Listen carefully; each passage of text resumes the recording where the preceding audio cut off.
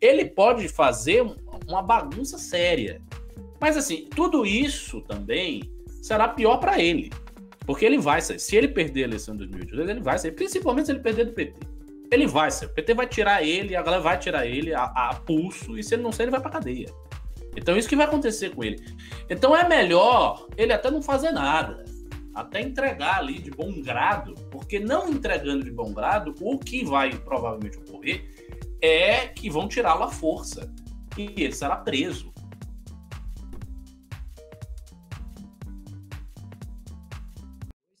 Sendo que, porra, a revolta estudantil e a revolta de 32 se iniciou com uma revolução de cunho moderno, de cunho legalista, exigindo o Estado Democrático de Direito, exigindo o retorno à Constituição, que é exatamente, e é muito emblemático que o Bolsonaro basicamente está querendo anular eleições, que é basicamente que o Bolsonaro é contra. O Bolsonaro está flertando com um golpe militar hoje. E tava o Eduardo Bolsonaro e este bosta do Felipe G. Martins flertando com 32, né? Simplesmente acho que só porque eles querem ver armas, né? A revolta armada, acho que é isso que eu gosto. E todo o resto eles abandonam. E o Bolsonaro veio com essas ameaças, né? E eu quis fazer essa amarração simplesmente porque a gente é criativo e faz amarração com tudo no programa, para eu jogar para você, Ricardo. Essa situação muito louca, né? Estamos vivendo um começo de século, a gente está nos anos 20, né? Vivemos anos 20, que no século passado eram anos extremamente turbulentos. E a gente parece estar assistindo isso de novo, né? Uma crise no nosso sistema democrático e um populista que acaba de chegar ao poder tentando desbragadamente, agora dá para falar assim, ele tenta o tempo todo, com as brechas que encontra e a força que tem, um golpe de Estado. Não consegue, não acho que conseguirá, falei com interlocutores. Então eu passo a palavra para o Ricardo Almeida com a seguinte pergunta. Ricardão da massa, Ricardão da galera. É nóis. O que é essa tentativa de golpe de Bolsonaro? Então, assim, primeiro é que a caracterização como tentativa de golpe é uma caracterização absolutamente adequada. Eu estava comentando isso com o Renan antes. O Bolsonaro disse, veja, ele disse com todas as letras, coisa que eu não me recordo dele ter dito de maneira tão explícita antes, porque ele sempre flertou com esse negócio de, vai ter ditadura, se tiver isso, pode acontecer, veja bem, né? O Eduardo Bolsonaro falou do AI-5. Mas desta vez ele falou mesmo com todas as letras. Ele disse, olha, se não tiver o voto impresso, não vai ter eleição. Ele disse isso.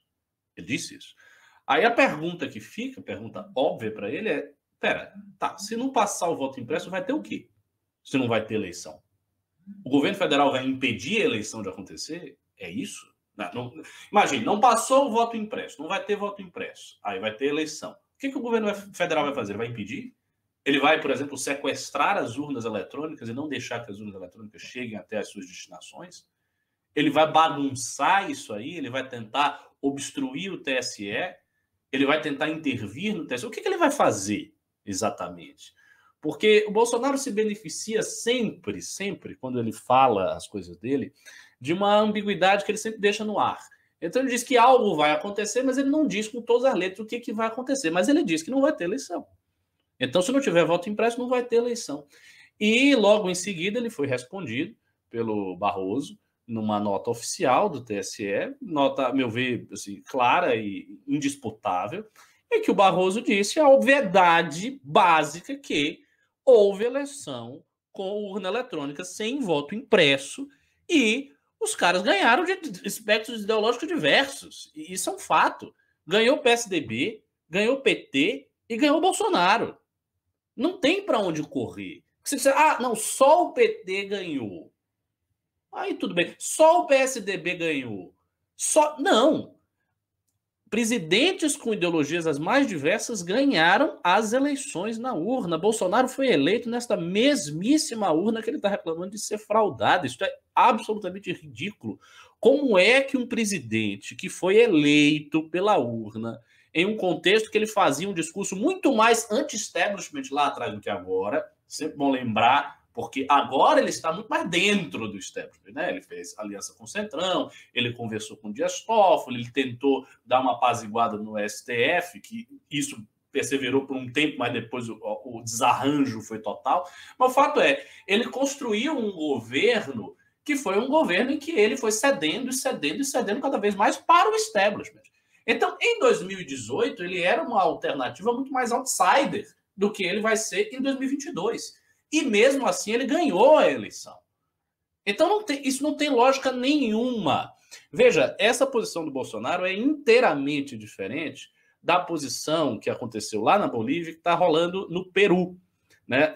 Na Bolívia, houve uma eleição ali, a do Evo Morales, muito complicada, em que faltou energia, o Evo já tinha alterado a Constituição para ele poder seguir no 4º mandato, ou seja, houve toda uma obscuridade. A equipe da OEA foi até lá, fez a auditoria internacional, que eles sempre fazem, e verificaram que havia fraude, e houve todo aquele imbróglio, aquela confusão. E depois, veja só, isso também é importante porque a esquerda anunciou, eu lembro disso, quando o presidente do MAS voltou a ganhar, né, o partido do Evo Morales hoje está no poder do Bolívia.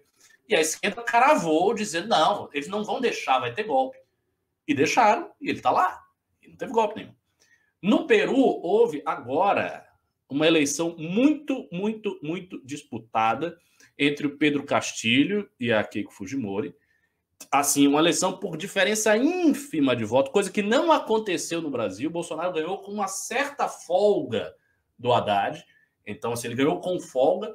E não houve, veja, não houve também da parte do PT, pelo menos as cabeças do PT, o oficialato do PT, por assim dizer, nenhuma tentativa de impugnar a eleição.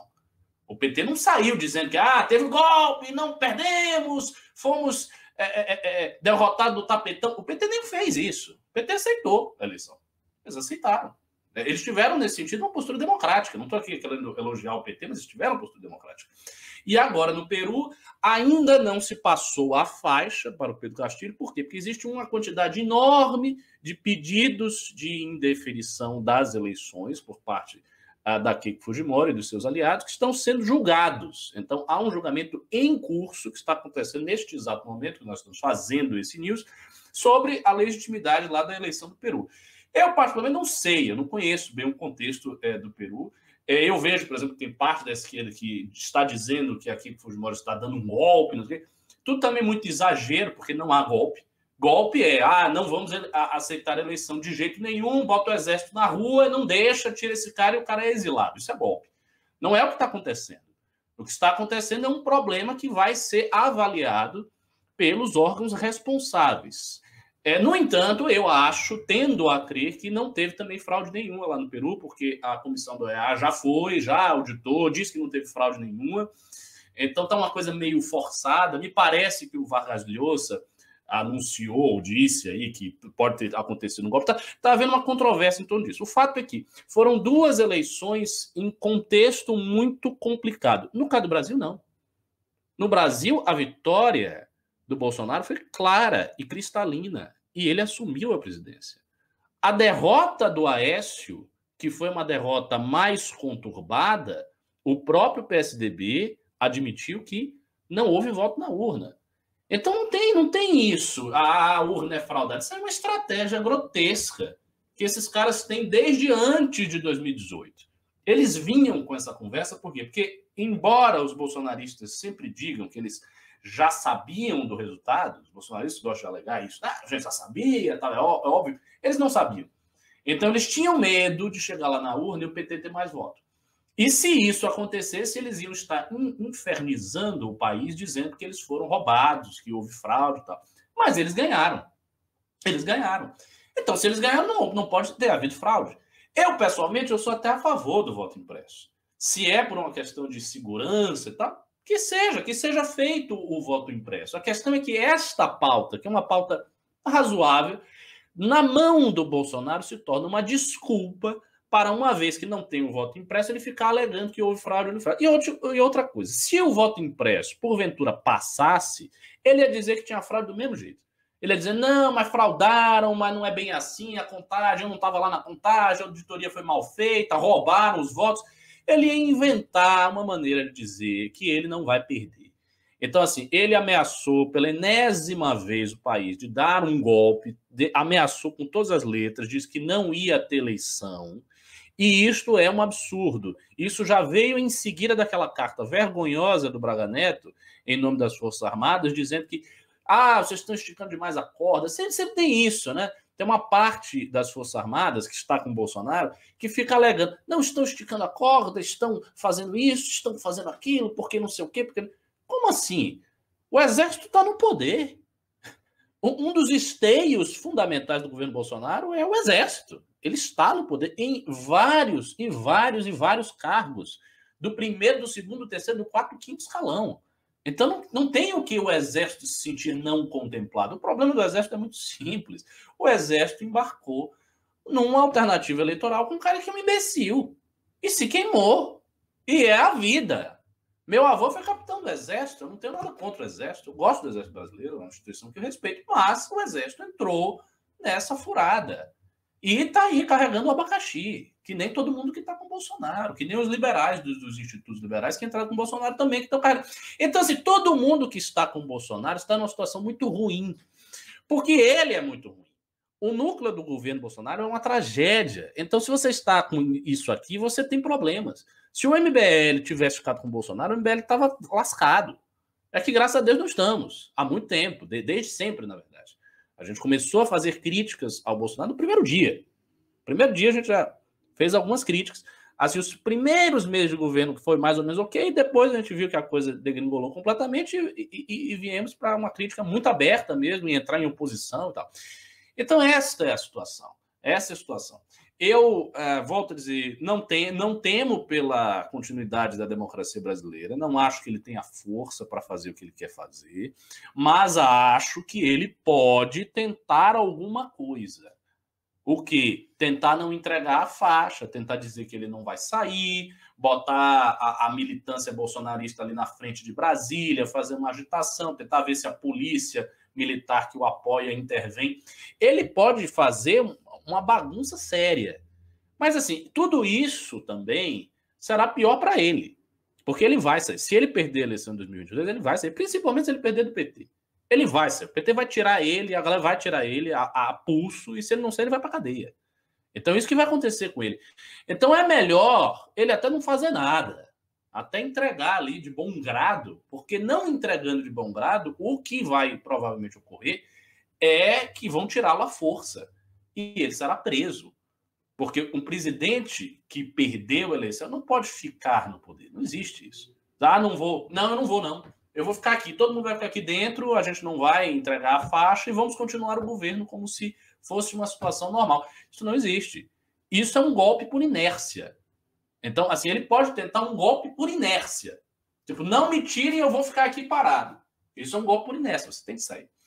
E estamos nessa situação, cara. Estamos nessa